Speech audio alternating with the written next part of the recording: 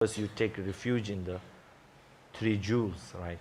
You take refuge in the three jewels and have a promise, like a promise in your heart that I will follow all of your teachings. I'll follow all of the ways that you have showed me, which is refrain, in short, to put it in short, refrain or abstain from doing bad deeds and indulge in good deeds.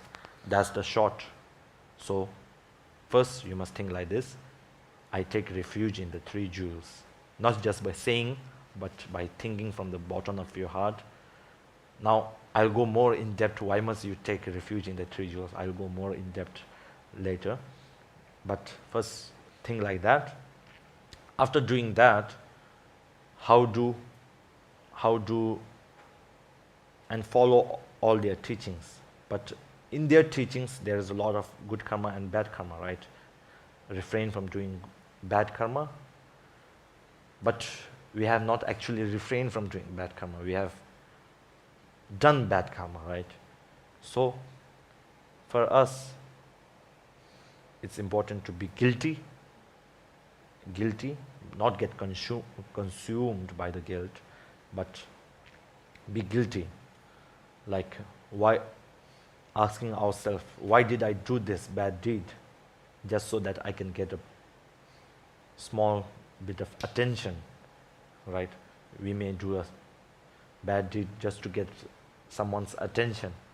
So we did that. So suppose for lying, we may lie about ourselves, like I do this, I do that, just to get attention. So that is one thing. And now that you have taken refuge in the three jewels, visualize all of the Buddhas and Dharmas being in front of you as a witness of your guilt. As a witness of your guilt, even if you can't visualize all of the Buddhas, you can just visualize Sakyamuni Buddha, which is our times Buddha, right? And if you can, then if you have the capacity to visualize more, then you can visualize more, like the Vajrasattva and every Bodhisattva there is. So visualize them as your witness and think like this: I confess the bad deeds that I have committed and let others commit, and admire others' bad deeds. We admire others' bad deeds, right? So I confess that I have done all of this, and me, because I don't know the I don't know the law of the, I don't know fully about the law of the cause and effect of karma. I have done these bad deeds, and I'm guilty of committing these deeds, have a guilt, right? Now, after having that guilt, there are many types of guilt.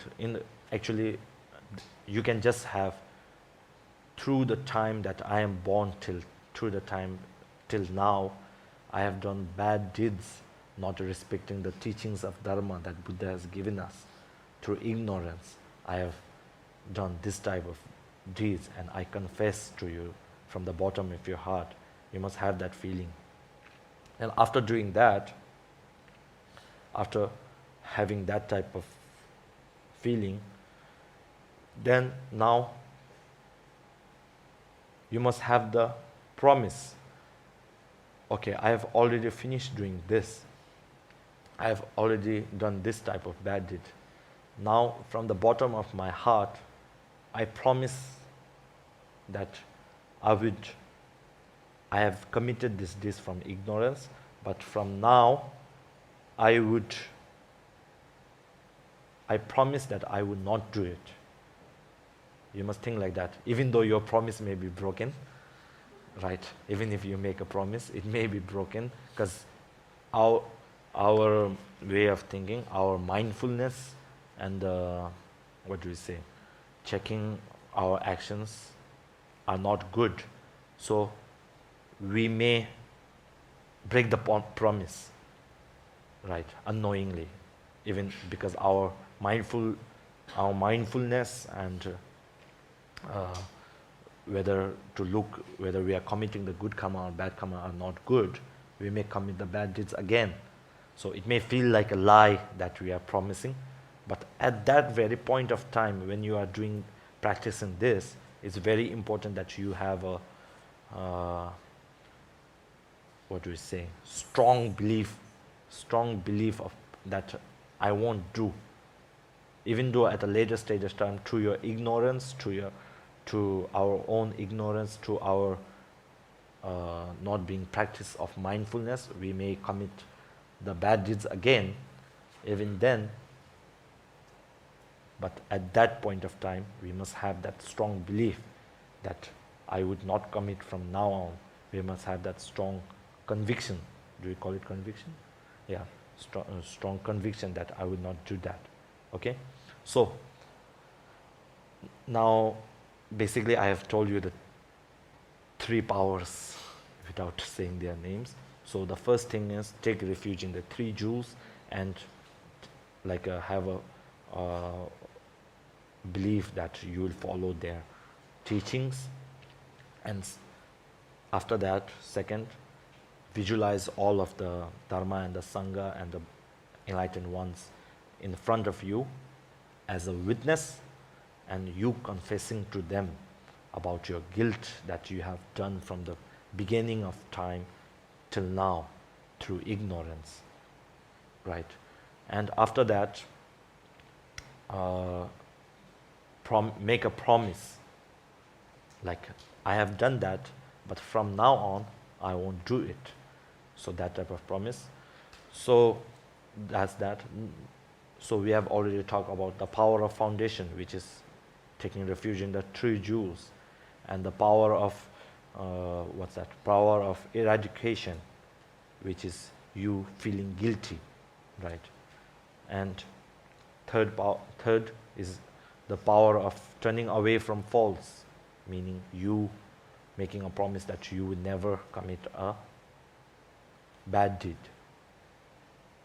That's, if you practice every day like that for 5 to 10 minutes, then at a certain point of time, because you have practiced the guilt part very good, right? When you are about to commit something, I made a promise, I can't do that. You will have even though you may not have a strong, as a super practiced mind, but there will be something stopping you from doing it. So just give 5 to 10 minutes of your time to do this. Then the power of applying remedies come, right? The power of applying remedies, there are many different ways, like for us is usually going to pujas, right? To great protector pujas, great guru pujas and all.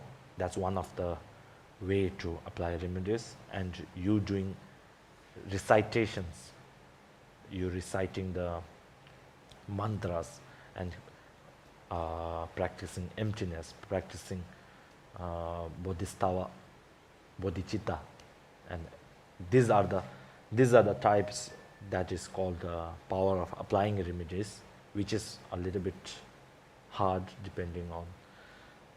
So the power of applying remedies is following teachings of Buddha and performing good deeds and reforming from bad deeds. And it's like this. For a small type of illness, like headache or cough and cold, we have to follow the doctor's prescription, what they say, right? For a small illness like that. So the illness that we have, the illness of desire, the illness of ignorance, the illness of anger, and so on, These are big illnesses. So the illnesses that we have, to to get rid of these illnesses, even if we cannot get rid of it fully, to even get rid of a small part of it, we must follow the one who is the greatest doctor of these illnesses, the one who is a specialist of these illnesses, which is the Buddha himself, and what he has taught, right? So we must follow them, and the power of applying remedies is basically us practicing what the Buddha has said. While doing pujas and all, we are reciting his teachings, his way of thinking, and of course there's like tantric way of teaching, which is a more complicated one. So these are like the way to apply our remedies. So it's basically doing good karmas and refraining from bad karmas, right? So in your everyday life, try to give this much. Will it take 5 minutes to 10 minutes? I think almost 10 minutes, right? First, take refuge in the 3 jewels, then visualize the bodhisattvas in the front of you as a witness to your guilt. And if it's possible, you can remember what bad you have done in the day, if it's possible to remember. Even if it's not possible for you to remember every bit of that, you can think of it in a general term. The bad deeds I have done from the beginning of time, from the time I was born till now. If it's specific, it's much more better, but if you can't, then think of it in a general way. And I am guilty of this. I confess to you that I'm guilty of this. And make a promise. I have done this deed, but now that I have done this deed, from now on, I won't do this deed. After that, you go into prostrating and practicing emptiness, going into pujas. That's the power of applying remedies. So basically, I have given you the 4 powers, like how to apply them. It's very important that you give your 10 to 5 minutes to just think of it at night, if it's possible. If you are not very tired, you don't have to just stay in a posture or like that. You just have to think about it and feel guilty. Not just say what I have told you, okay? Just feel, you must have the feeling of it.